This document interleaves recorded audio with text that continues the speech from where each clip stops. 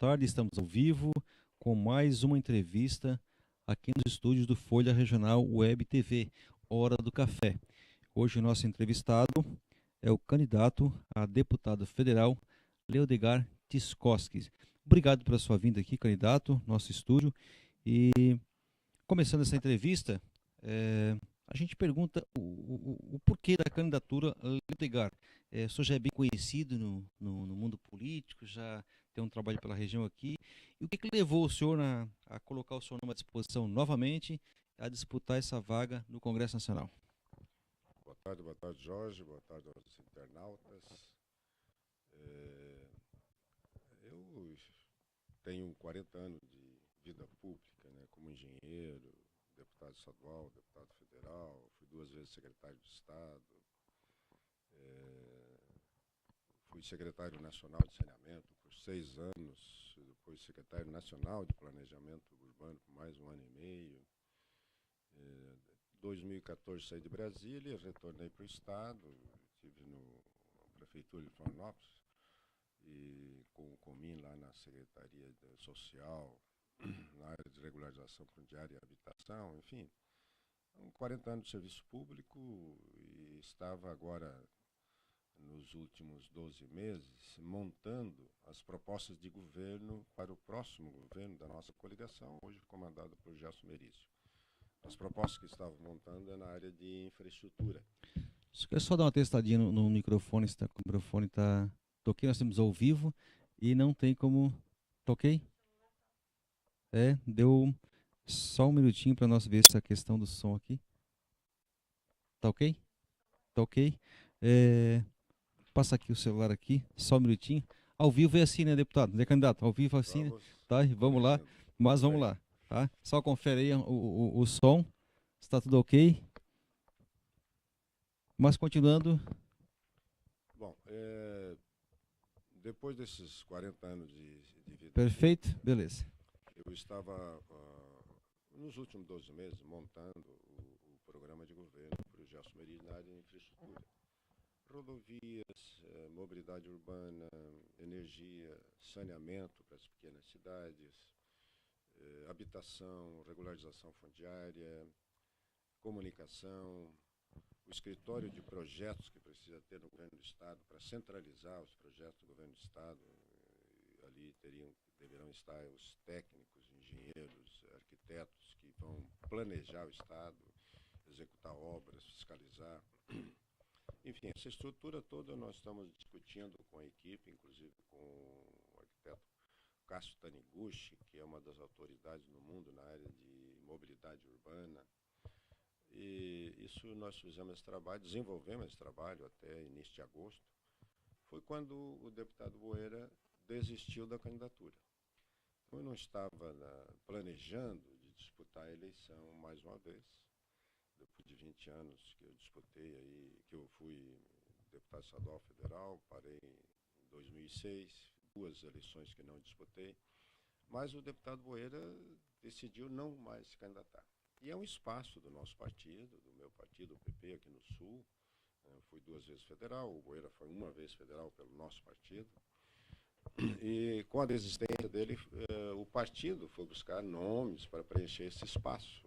Surgiram alguns nomes, o ex-prefeito Márcio Búrigo, o ex-prefeito de Forquilinha, Ali Alexandre, a empresária Ângela de Nova Veneza, mas acabou nenhum deles se encaixando na condição de candidato a deputado federal, e aí, diante da pressão, dos apelos da majoritária, Merizio, Esperidião, e das nossas lideranças do Sul, acabamos aceitando disputar a eleição de deputado federal e aqui estamos, né?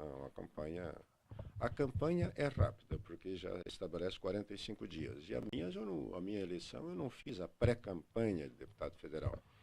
Mas estamos aqui num processo de fazer um casamento com os nossos candidatos a deputados estaduais aqui do Sul, Zé Milton, Comin, o Lei Alexandre e o PP Colasso, são os 4 candidatos do partido no Sul.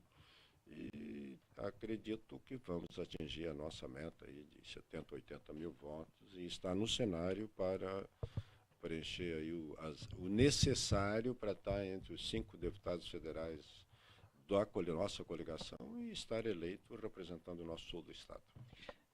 Candidato, o senhor disse que fez parte da elaboração do projeto, plano de governo do candidato Gelson Merisi, que é o partido que vocês estão, que o Progressista, né, está coligado. O que o senhor poderia dizer de novo neste projeto, o que poderia apresentar de novo para a população no projeto do plano do candidato Gelson Merisi? Bom, a minha especialização é na área rodoviária. Minha formação profissional, né? Eu fui engenheiro da pavimentação da estrada BR-101 Jaguaruna-Arroio Corrente, no primeiro governo do Esperidião, da estrada de Sangão, BR-101, 3 de Maio, BR-101, e mais uma, Rincão, BR-101, pavimentação da Serra do Rio do Rastro, isso como engenheiro ainda, né? Depois, na condição de secretário do Esperidião a mim, no segundo mandato, nós conseguimos construir toda a parte de projeto, equação de recursos para o hospital regional aqui em Jaguaruna. O aeroporto regional aqui em Jaguaruna.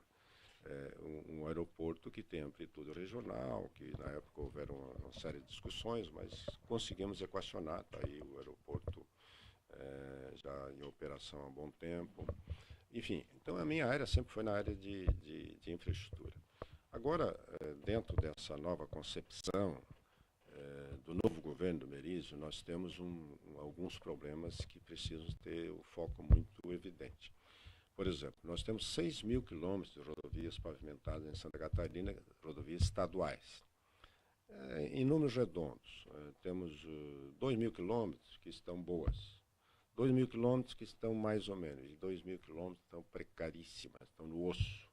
Então tem que montar um planejamento para que tenhamos, num prazo possível, que eu acredito, de 3 mandatos, transformar todas as rodovias estaduais de Santa Catarina, esses 6.000 quilômetros já pavimentados, precisamos pavimentar mais em torno de 1.000 quilômetros, mas transformar toda essa malha rodoviária estadual num conceito bom. Agora, tem um planejamento e tem como fazer. Então, nós dissecamos todos os caminhos possíveis para que, a partir do dia 1º de janeiro, o Merisi, o governador, nós possamos implementar ações envolvendo o privado, envolvendo financiamentos internacionais, enfim, todos os recursos possíveis para que possamos ter, num prazo que eu acredito de 3 mandatos, a 100% da malha rodoviária de Santa Catarina 100% boa. Agora, candidato, quando se fala em obras, a questão recursos, sabe que o cobertor é curto, né, para fazer as obras necessárias. O Estado, muito embora ainda seja considerado um dos mais eficientes do Brasil na questão de economia, mas ele tem dívidas grandes a se saldar, né?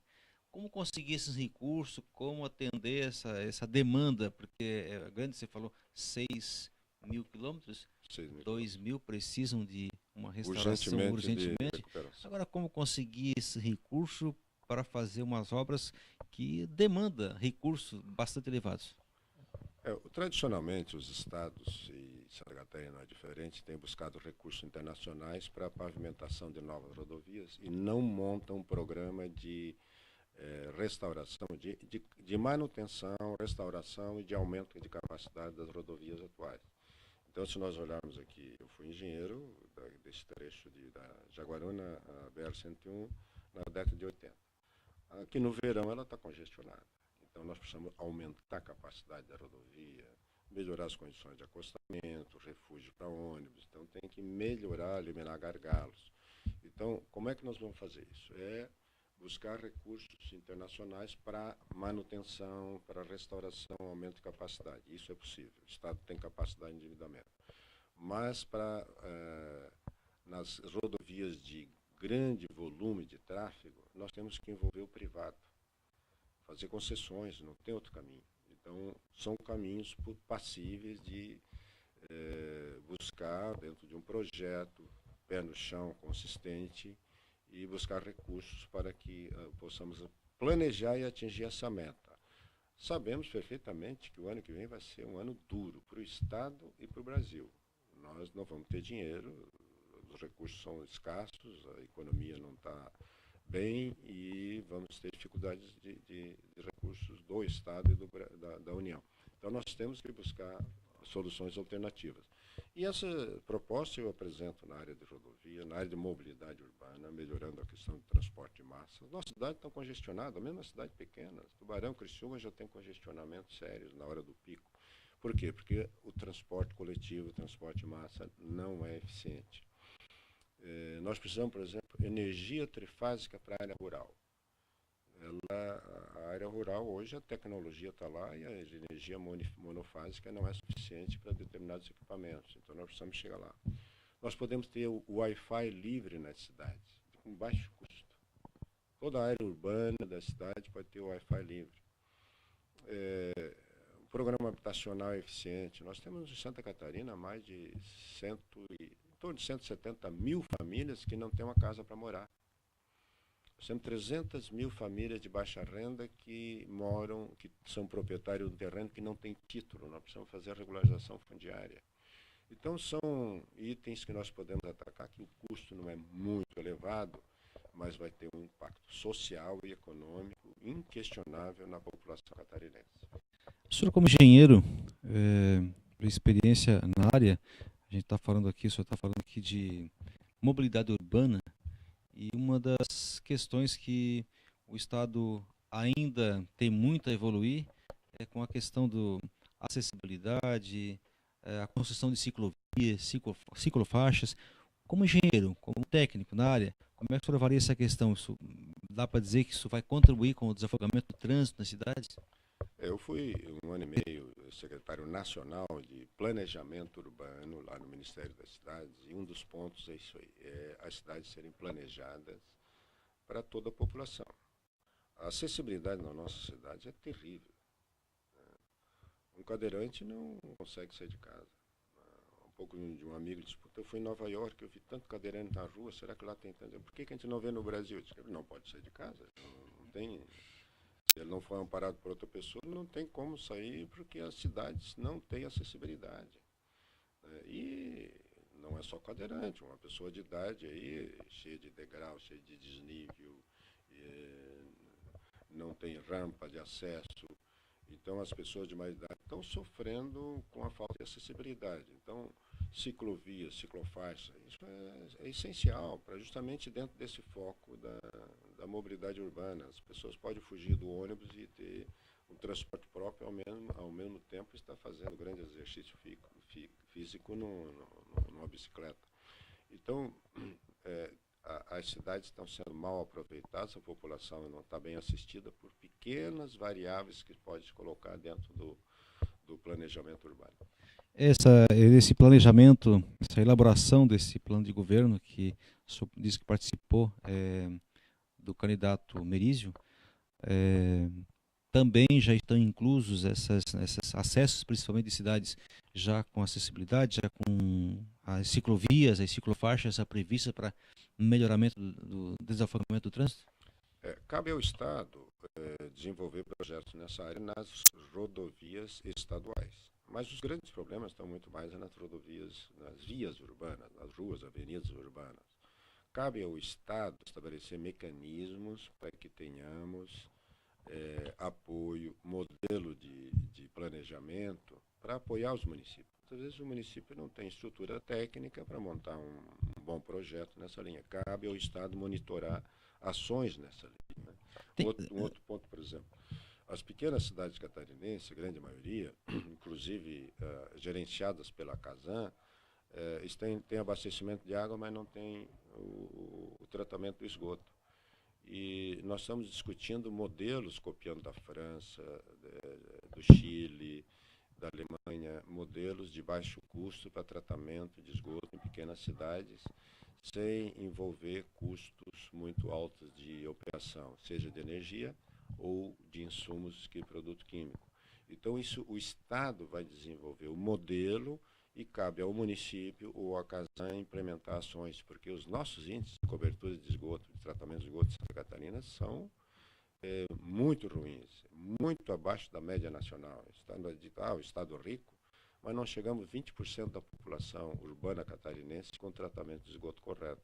Então, são variáveis como essa que nós estamos construindo para chegar em todos os municípios, né? E atacar o município pequeno antes que o problema seja que ele se transforme no município médio ou grande, e o problema que hoje é pequeno se transforme num grande problema no futuro. Isso é essencial, né? Que eu ia perguntar para o senhor sobre a questão ainda, para a gente completar esse assunto aqui sobre ah, as ciclovias, as ciclofaixas, tem essa reivindicação, esse número, digamos, de pessoal que adere a esse tipo de condição, isso tanto para passeio, como para lazer, como para o trabalho, e também a questão do cicloturismo que tem crescido bastante no estado, né? Ah, o senhor acredita que dá para descentralizar verbas especificamente para melhorar essa condição de trânsito nos acessos dos municípios, dentro das cidades, nos centros, nos grandes centros, pequenos centros, médios também, né, que poderão contribuir? É possível se conseguir defender essas verbas junto lá em Brasília, já que o senhor também é candidato a, a a deputado federal, é possível definir esse recurso e comprometer esses recursos para que as prefeituras possam elaborar projetos e captar esses recursos? Sem dúvida. Nós temos que adaptar as nossas rodovias federais a esses novos mecanismos de acessibilidade e tudo mais, as nossas rodovias estaduais e estimular as rodovias municipais.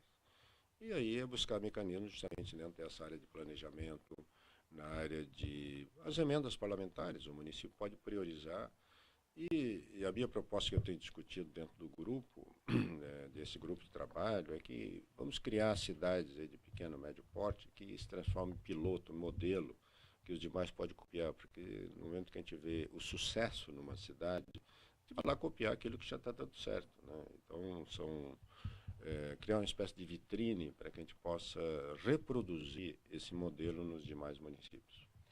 Muito bem, você está assistindo a entrevista com o candidato Leodegar Tiscosky.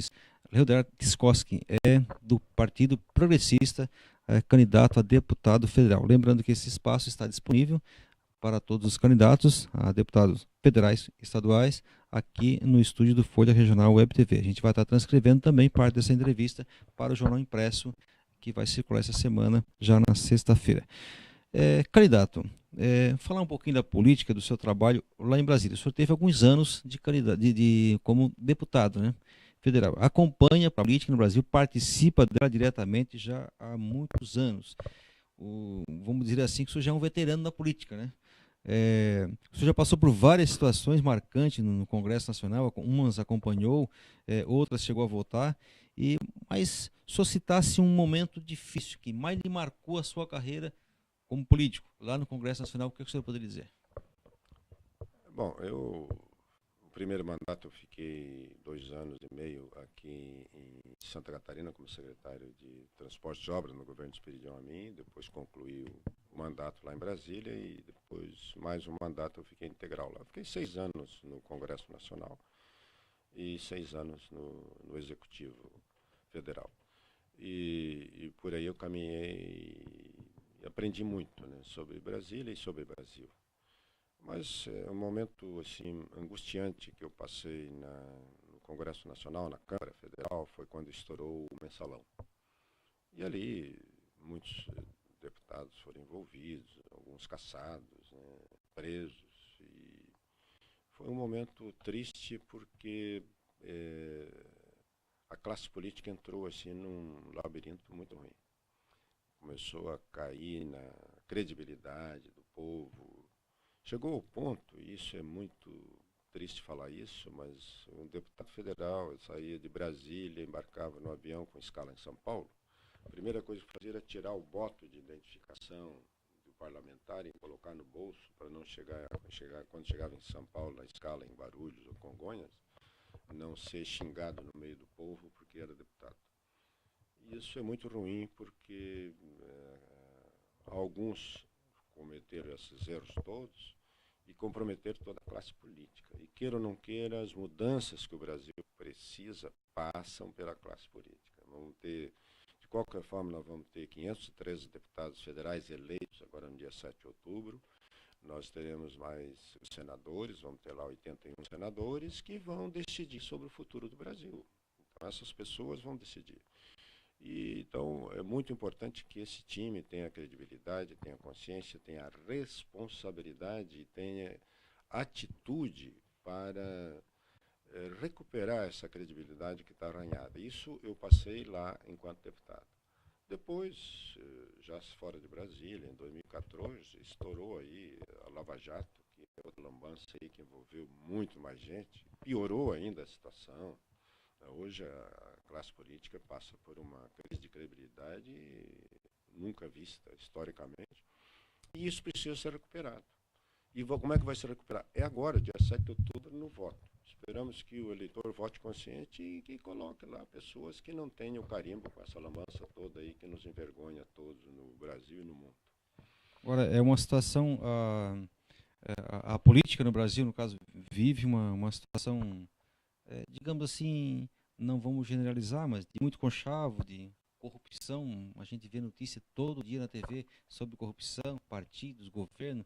Tivemos aí recentemente a presidente também caçada do executivo, e os políticos passam uma grande parte assim, digamos assim, amados, né, por poucos, odiados por muitos, vamos dizer isso.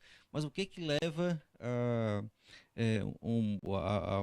o político, digamos, a tentar essa vaga novamente, como no caso o senhor já há tanto tempo na política, a tentar de novo a buscar essa vaga, digamos assim, como na Câmara dos Deputados, para tentar representar o povo, para tentar buscar algo, representar uma região? O que leva de novo a estar fazendo parte, digamos, dessa equipe que hoje, não da equipe, mas dessa conduta que hoje, infelizmente, nós estamos vendo diariamente na TV? O que leva o que lhe dá essa aptidão ainda de voltar ao Congresso Nacional? Eu confesso que, desde o momento que eu assumi a condição de candidato novamente, eu estou empolgado, estou com muita vontade, com muita energia, com muita determinação, e estou sonhando para ter mais um mandato. Um mandato. Porque eu acredito que esse próximo mandato vai ser um mandato importantíssimo para o Brasil. Não sei quem vai ser o presidente da República, mas seja quem for, vai ter que implementar mudanças profundas no Brasil. Uma reforma política para valer. Hoje nós temos 38 partidos no Brasil. Tem mais uns 20 na lista de espera. Para que isso? Uma necessidade. Os partidos viraram um balcão de negócio, para negociar tempo de televisão, negociar fundo partidário e tudo mais. Eu sou um defensor de mandato de 5 anos de vereador a presidente da República sem direito à reeleição. A reeleição é uma instituição que não deu certo no Brasil. Então, são 2 itens apenas da reforma política que sonhamos aí. Eu sou defensor de uma reforma tributária, mas uma reforma tributária profunda que venha a trazer transformações e que tenhamos um pacto federativo em que o recurso que é produzido aqui em Santa Catarina fica aqui no estado e no município e não vá para Brasília. Esse passeio do dinheiro para Brasília, grande parte já se perde por lá e vai para os estados. Então nós temos que ter uma reforma tributária, criar um imposto único, o IVA, Imposto sobre Valor Agregado, que é a cobrança do imposto lá na ponta e não na bitributação, aí X, Y tributação que ocorre em cada produto.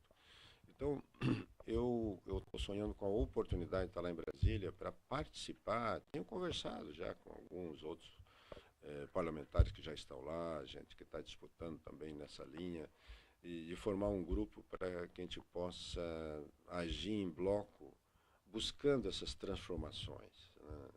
Eu vou para lá não é para me pensar em reeleição e muito menos em buscar interesse pessoal. Eu gostaria de deixar um legado para os meus filhos, para os meus netos, que certamente poderão se orgulhar de um posicionamento meu, mas principalmente um legado para o Brasil, de grande transformação que o Brasil precisa. Muito bem, você está acompanhando a entrevista com o candidato Leodegar Tiscoski, do PP. Deputado, a região aqui do sul de Santa Catarina, essa macro-região, ela ainda é considerada no estado uma das macro-regiões menos desenvolvidas comparadas a outras regiões do estado. que faltou, na sua opinião, para que a gente tivesse o mesmo êxito das regiões mais desenvolvidas do Estado? Nós temos algumas cidades e regiões muito desenvolvidas, Joinville, Blumenau, a própria Florianópolis, por exemplo, na área de tecnologia. Essas regiões estão disparadamente na frente. É, Nós olhamos aqui, por exemplo, Criciúma. Houve um momento em que o carvão era a diretriz, a força motriz de Criciúma, houve um momento que a cerâmica era a força motriz. Hoje, Criciúma perdeu muito disso, está virando uma cidade de serviços, né? E Criciúma é uma cidade polo aqui na região sul. Nós temos um estudo feito no governo Colombo, pela Secretaria de Planejamento, que é um programa chamado Crescendo Juntos. E aí faz uma avaliação no Estado em que existe um desequilíbrio econômico, um desequilíbrio social em algumas regiões. E boa parte desse desequilíbrio está aqui no sul do Estado. Então, a região, todo o entorno do Complexo Lagunar, a região mais do extremo sul do Vale do Aranguá, nós temos um bolsão aqui de desnível social muito sério, e com consequência econômica, enfim, de qualidade de vida, muito sério. Então nós precisamos, o governo, isso já conversamos com o Merizio, ele já colocou nas suas ações, né? A região do Planalto Serrano, Planalto Norte, lá no Oeste, são as 5 regiões do estado que precisam ter uma atenção diferenciada, inclusive com tributação diferenciada, com mecanismo de investimento nas regiões para gerar um equilíbrio, não é? É inconcebível que tenhamos algumas regiões do estado bem desenvolvidas, com qualidade de vida excelente, com emprego, pleno emprego, e outras regiões estão excluídas lá com comprometimento total no aspecto econômico e social. Então nós precisamos buscar esse equilíbrio. E por que está isso? É porque historicamente nunca houve um planejamento para buscar essa equalização. Eu defendo, por exemplo, começar por Criciúma, que é a cidade polo aqui do sul, um polo de inovação e tecnologia. Vamos buscar um novo mecanismo, um novo eixo de crescimento, uma nova vocação para a região. Criciúma, Tubarão, Aranguá, começando nas cidades maiores, nós podemos irradiar para as cidades menores, né? Por exemplo, aqui, eu participei de todo o processo de construção do aeroporto regional sul aqui em Jaguaruna. Nós precisamos transformar o aeroporto de Jaguaruna no aeroporto de carga. E isso vai repercutir em toda a região. As cargas aqui do sul, elas vão por via rodoviária para Viracopos, em Campinas, e de lá ela embarca para os voos internacionais. Esse aeroporto tem todas as condições técnicas de ser transformado em um aeroporto de carga. A carga do Rio Grande do Sul, de Santa Catarina, vem para cá. E isso vai gerar um polo irradiador de economia, de crescimento no entorno do aeroporto. Incluir a nossa malha ferroviária aqui da Tereza Cristina na malha ferroviária nacional. Nós temos o Porto de Imbituba, que ele tem condições de desenvolvimento imediato, mas na logística falta uma perna, que é a ferrovia. Um porto tem que ter a rodovia, a cabotagem, que é o transporte de marítimo de costeiro, e a ferrovia. Nos falta ferrovia, tanto em Itajaí como Navegantes e aqui em Imbituba. Nós precisamos construir isso. É um grande investimento? Mas nós temos que começar a pensar, de fato, nessa solução. Então, tem alguns pontos na infraestrutura e depois tem, claro, a participação do governo em alguns aspectos. Nós podemos utilizar as nossas universidades, Unisul, Unesc, os institutos federais, para capacitar o aluno para ser um empreendedorismo. Ele já tem sua vocação de ser um empreendedor, mas ele precisa ser preparado. E cabe a essas instituições transformar esse aluno num empreendedor. E cabe ao governo buscar mecanismos de crédito para que ele possa ser o patrão dele mesmo. Ele pode começar na área de tecnologia, montar um lanchonete, enfim, qualquer tipo de serviço, e ele ser o patrão dele mesmo e amanhã começar a gerar empregos. Trazer indústrias, o custo por emprego de uma indústria grande é muito alto. Agora, gerar pequenos empreendimentos, sem dúvida que o custo é muito menor. 70% do emprego no Brasil está na pequena e na média empresa. Então, temos que buscar esses mecanismos aqui para o sul do estado para tentar, num prazo não muito longo, buscar esse equilíbrio com as outras regiões do estado. Mais escolas técnicas, mais... Hoje nós já temos aí uma rede razoável de institutos federais, né, nível médio e nível superior, já que é um processo recente do Pronatec, né, já teve um grande avanço, mas precisamos mais, porque o ensino profissionalizante é fundamental. Não é só o jovem ele está com um diploma, não, ele tem que ter habilidade, ele tem que estar com habilitação específica, porque o mercado de trabalho está mudando radicalmente hoje com a tecnologia. Então não é só o fato de ter, não, eu sou bacharel em Direito, não, isso não é suficiente. Ele tem que ter uma habilidade específica e compete a essas instituições a preparar esse jovem para o mercado de trabalho, transformando ele num técnico em alguma área específica, para que ele seja um especialista. E aí sim, ele vai competir com mais condições no mercado de trabalho. Muito bem. Candidato, você falou em eventos na região sul e investimentos também no Aeroporto Regional Sul, Humberto Kiss Bortoluzzi, a necessidade para se transformar um aeroporto de carga. E esse investimento a gente está esperando já há muito tempo. O aeroporto levou aí aproximadamente 15 anos para entrar em funcionamento, né? Se a gente contabilizar desde das primeiras articulações, as tratativas passou, começaram né? em 2000, 2001. Já passou de já quase 20 O anos. processo é muito lento. É muito lento. A burocracia é muito lenta. Mas, na sua opinião, não faltou um pouco de união da classe política, digamos, da região sul, para que o aeroporto tivesse tido aquele boom já há mais tempo? Não teve ainda, está próximo agora, mas não faltou um pouco de união da classe política no sul? Já vê que parece que cada um meio que defendeu um pouco o seu bairro. Como é que o senhor avalia isso?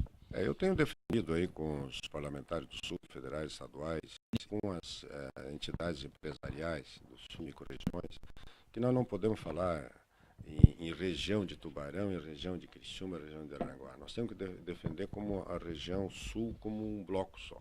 O sul, né? A Se macro-região. nós ficarmos puxando o bairro Tubarão, Criciúma, todos vão perder. Nós temos que olhar o Sul como um bloco só e o crescimento tem que ser harmônico de todas as regiões e tal.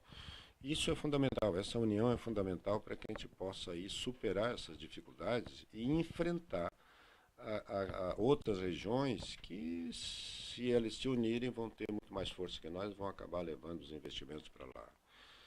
Joinville, ali a região norte do estado, trouxe muitos investimentos internacionais, por quê? Porque lá tem aeroporto, tem a BR duplicada, tem ferrovia. Tá. Agora aqui nós já temos o aeroporto, já temos a 101 duplicada, falta a ferrovia.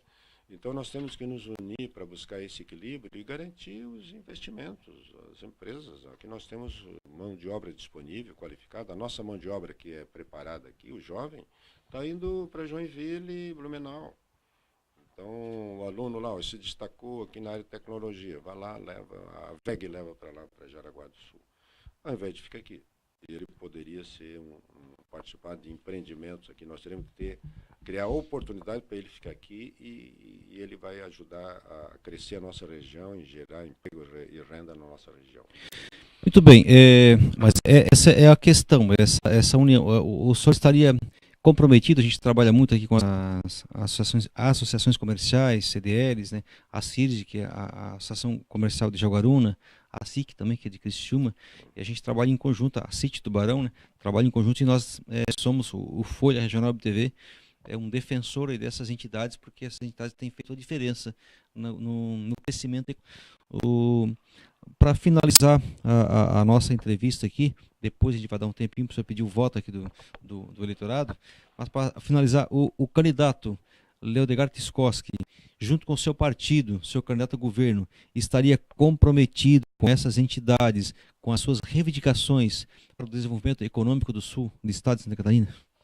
Eu já participei das reuniões da Associação Comercial de Tubarão, de Criciúma, e lá foram colocados pontos que são bandeiras, né, imediatas para buscar esse equilíbrio do Sul na questão econômica e social. em infraestrutura e nas demais áreas, e isso já é nosso compromisso, né, com essas entidades. E, claro, essas bandeiras que eu tenho defendido, né, nesses 40 anos de serviço, algumas delas já participei, né, brigar pela duplicação da BR-101 no aeroporto. A minha área de especialização é transporte, sou engenheiro rodoviário, né, com especialização em transporte. Então, isso está no nosso sangue, né? Agora, tem outras áreas, né? Saúde, por exemplo, nós temos que criar mecanismos também de apoio à saúde na nossa região sul.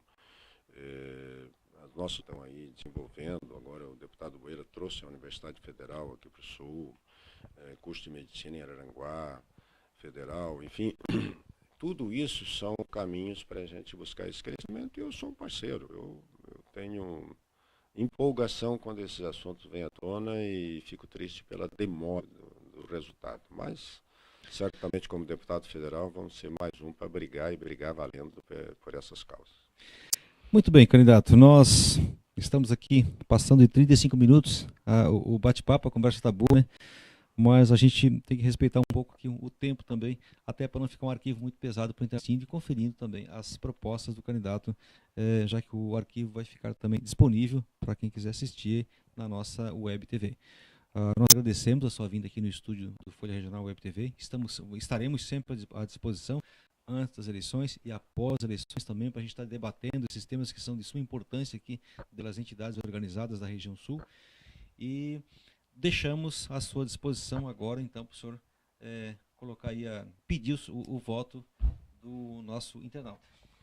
Bom, um gancho ainda nessa questão da infraestrutura, sobre o aeroporto, está faltando aqui para Jaguaruna uma ligação que é Jaguaruna ao aeroporto e passando... As associações estão reivindicando bastante isso aí também. Que isso vai, dentro dessa linha que eu estou falando, do crescimento da região, do impacto econômico na região, essa estrada aí é uma bandeira, ia ser abraçada e vai criar um novo acesso de Jaguaruna à BR-101, passando pelo trecho que já está pronto ali do aeroporto até a BR em Sangão. Bom, eu agradeço a oportunidade. É fundamental que a gente se comunique, como a minha campanha é muito curta, é muito importante que o eleitor conheça minhas propostas, né? Aquele que já tem identidade comigo pelo nosso trabalho no passado, eu quero me reapresentar. Para o mais jovem que não conviveu comigo como parlamentar, eu estou me apresentando, né? Eu sou isso aí, eu sou técnico. Eu sou assim, um técnico que está na política, né? Eu gosto a minha especialização como engenheiro na área do saneamento, então é uma assuntiva para a gente trabalhar em termos de saneamento no Brasil e no Estado. Mas agora é eleição e pedir voto, realmente precisamos do voto. E o primeiro pedido ao eleitor, vamos votar, não jogue o seu voto fora, é a oportunidade de votar e começarmos a mudar um pouco esse nosso Brasil. E isso começa pelo voto consciente do eleitor. Primeiro, ir votar. Segundo, votar naquelas pessoas com quem eu me identifico. Essa pessoa falou algumas coisas que eu não gostei, tira fora. Mas se tem alguma identidade, vote naquele e depois cobre. Cobre porque esses compromissos falados hoje na campanha é compromisso. O eleitor assina no nome lá daquela pessoa, é uma procuração. Eu estou te dando uma procuração porque eu acredito em ti, tu vai lá votar e vai defender esses interesses no Brasil e do Estado. Então, pedido do voto fundamental para que a gente possa fortalecer a nossa representação aqui no sul, a representação do sul do Estado na Câmara Federal. Meu número é 1112, preciso desse voto, preciso de um voto consciente para que a gente possa mudar o Brasil e ajudar Santa Catarina e principalmente o nosso sul do estado. Muito bem. Obrigado mais uma vez, candidato, pela sua presença aqui no estúdio do Folha Regional Web TV. Lembrando mais uma vez que a gente vai estar com o resumo da matéria no Folha Regional Impresso dessa semana. Obrigado também a você, amigo internauta. As demais entrevistas também estão no nosso site, folharegionalwebtv.com, e a gente fica por aqui. Agradecer a presença sua aqui no estúdio do Folha Regional Web TV e até a próxima entrevista. Tchau, tchau. Obrigado.